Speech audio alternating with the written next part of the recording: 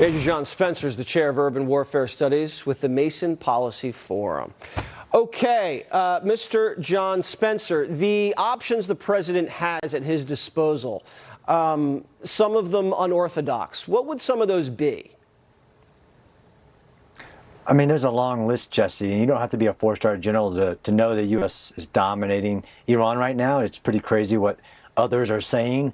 His options include everything from taking what whoever the regime is right now values most, whether that's their oil supplies. You can take Karg Island.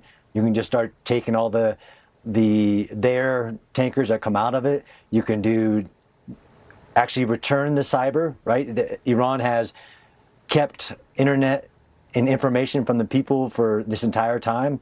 You could deploy that measures. You can continue this operation. I mean, President Trump is combining the art of war, Sun Tzu, with the art of the deal. Keep checking in with whoever's in left right now. And I don't believe this, they'd rather die than make a deal, because the United States military can't oblige them in that. We're attacking every center of gravity. And while the Secretary of War said there's 15,000 targets that have been eliminated, it is a system that's been attacked. Every capability that Iran has been dismantled, not just for today, but for tomorrow. They won't be making missiles for years. They won't restart their nuclear program. Their Navy, you can't bring it off the bottom of the sea. This is about the art of war, attacking not only their capabilities, but their will. And I think, and what we have is signs of cracking, from defectors to people negotiating to what President Trump says. And every day checking in, like, are you ready yet? Are you ready to make a deal yet? And I think that there's going to be a breaking point. And if they force us to deploy this whole range, and I think the Secretary of War said, we want them thinking that there's 15 different scenarios in which we'll put our best on ground for a very limited amount of time to do something. That's the paralysis that you want the regime fearful of. And I think they're scared right now. You think they're scared of getting the lights knocked out?